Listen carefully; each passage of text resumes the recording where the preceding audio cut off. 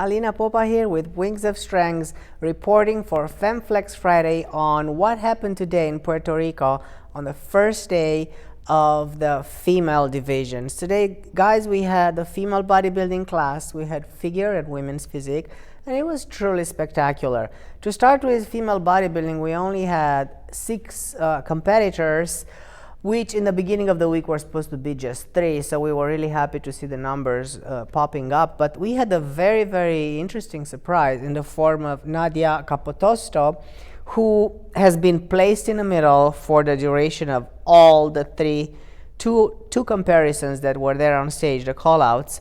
Nadia, as a matter of fact, she just switched from WPD, right, from the Physique division. In 2019, she was 6th in the WPD at the Atlantic Coast, 5th in San Marino, and she only turned pro in 2018 at the NPC Worldwide Body Pro Qualifier. She was quite a surprise, I have to say. She had the biggest size, amazing density, great conditioning, nice flowing lines. Right after her, I saw Heather Grace, and then on the 3rd place, Margita Zamolova. So what Nadia had in front of Heather were her quads. Nadia's quads were thicker with more conditioning and more details, while Heather, who actually has been competing quite a lot in the Physique division, Heather's legs were smaller, so they lacked that density and that fullness that Nadia had. Nadia's overall look was more towards what we are looking in the female bodybuilding. I feel like Heather was somewhere in between, so I can see the transitioning, the size, the roundness, the fullness in her shoulders. I really liked her lat spread pose. I haven't seen her doing that a lot. Of course, with the Physique class, you don't do that. But she had amazing conditioning. Her glutes were, as always, shredded. I found the insertion and the shape of Heather's glutes better than Nadia's. But again, Nadia's overall look and the details and all the presentation definitely, I think, placed her first. Margita Zamolova, I think she's going to be somewhere like 3rd place. The judges kept on switching Margita with Heather. I feel like Margita is smaller than last year when she made a transition to the women's bodybuilding division. She's very pretty and very flowing. She's really, really good, but she's way smaller than Heather. This is what I see. Again, present lines, a beautiful flowing physique, but not in the bodybuilding category. I feel like she downsized a little bit, and she needs to catch up on that size and overdo it compared to what she did last year. Another surprise was Jennifer Sweeney, who came in the best shape I've ever seen her. She was always too soft, and there were always my commentaries in the past. She's too soft, but this time around, I was like, wow, Jennifer is actually really hard. She looked great, nice lines. Again, best I've ever seen her. Jennifer got 12th place in 19 at Linda Murray's show, Norfolk, 11th in Puerto Rico in 2019. So I'm really happy to see that she came in that great conditioning, which makes her a great contender for 4th or 5th place as we're speaking. And yeah, we'll see what she keeps on bringing, if she keeps on getting harder. Anywhere between Susanna Jacobs and Stacy Nunes can be 5th and 6th place. Susanna Jacobs got 4th in 2019 at Norfolk, 4th in 2018 at the same show.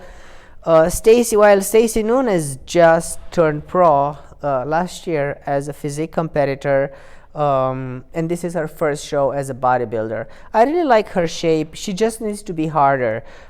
Susanna's shape, she was a little softer, so I don't know where the judges will place her, either ahead of Jennifer, after Jennifer, or the last place, like after Stacy. I do not know.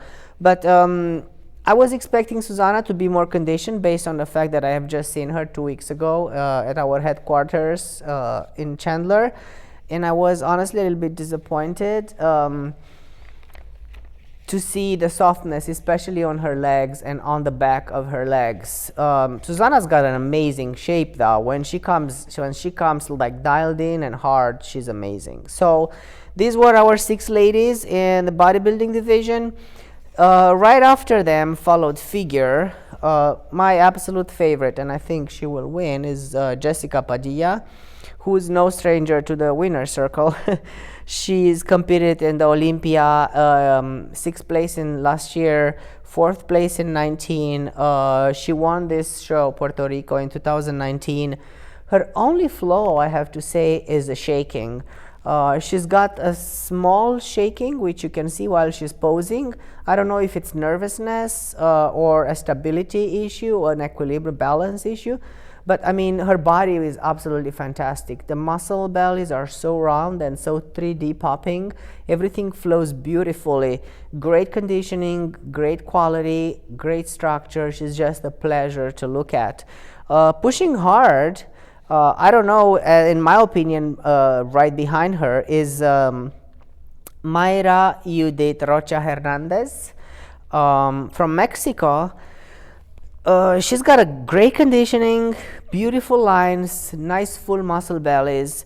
As a matter of fact, her legs, I think her legs were more conditioned than Jessica's, but as I remember looking in the rules, she's got feathering on her quads. And I know that in the figure division, this is not okay. Jessica's legs were not feathered. They were deep separated and very conditioned.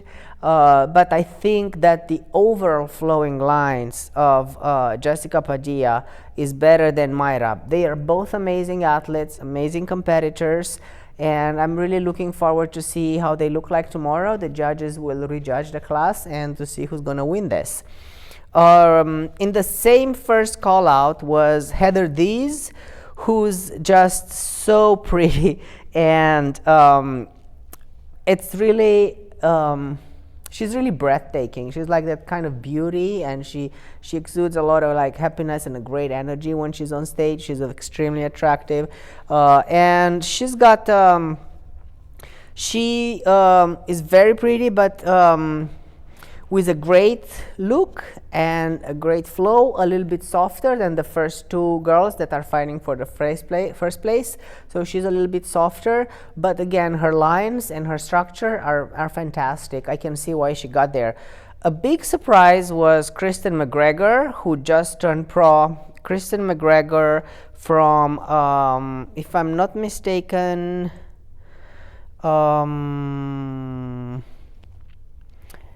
Jamaica. She probably has one of the smallest waists I've ever seen. She's got this amazing X shape, like a beautiful V taper, wonderful legs, small, tiny waist, literally amazing structure.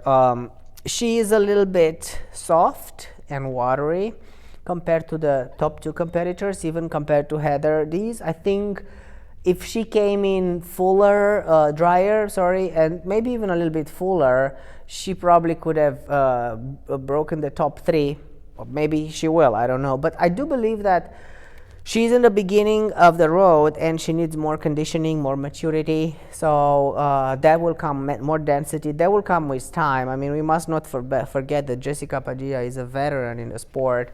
She's still so amazing and beautiful, and her muscles have years and years of conditioning and work, which is where Kristen McGregor needs to catch up with. Finishing up that first call out was Luana Carparelli, who just turned pro in 2019 at the Yamamoto Pro, and Analia Galeano, who in 2019 she also just turned pro, so they turned pro 2 years ago. As far as I could see, Analia Galeano from Argentina, she has great conditioning, she's very pretty, and she has also very beautiful lines. Luana Carparelli from Italy, great conditioning as well. So this is your top 6 in the figure division. Looking forward to see what tomorrow is going to bring after the finals for these ladies. I'm going to wrap up all of this with the women's physique division. I was a little bit surprised to see in the middle of the first call out Kristel Zarovska. She from St. Martin. She's got great conditioning. I first thought she's a little bit soft on the back of her legs, but the front is the lines and everything. Her shape flows very beautifully. She's got this big six-pack that looks amazing when she does her abs and thighs from a size. She was 13 this last year at the New York Pro and 9th at the Legends in 2019. Looks like she held it pretty well in the middle of the first call out, so we're gonna see what's gonna happen there.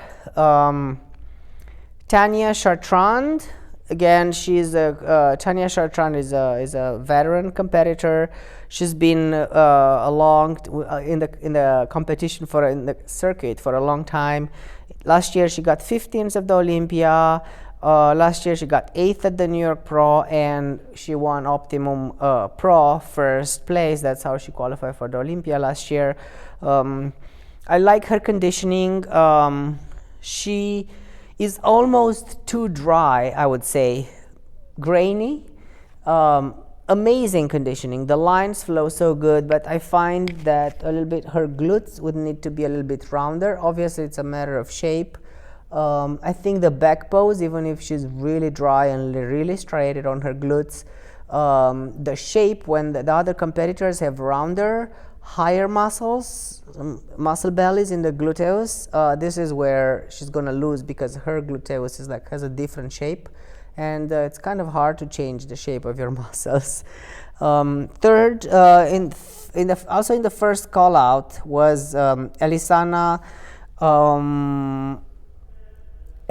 Manuel Benta Zorzetto, who was absolutely breathtaking. She's Brazilian. She had amazing glutes, amazing legs, like the kind of thickness and size you see in the Brazilian competitors. She was absolutely amazing. She has round popping muscles, again the big legs with huge glutes, perfect structure, I would say, great structure, but she needed to be a little bit harder with more dryness, more conditioning. Also on the back poses, she was not flexing her hamstrings, so her glutes were round and a little soft, and then you couldn't see any details on her hamstrings because she was not flexing them. So this is where I think if she improves, she's going to be really hard to beat. She could have won this show hands down if she was a tiny little bit more conditioned and posed her hamstrings and her glutes properly. In fourth, we have Candice Wilmore from Maryland.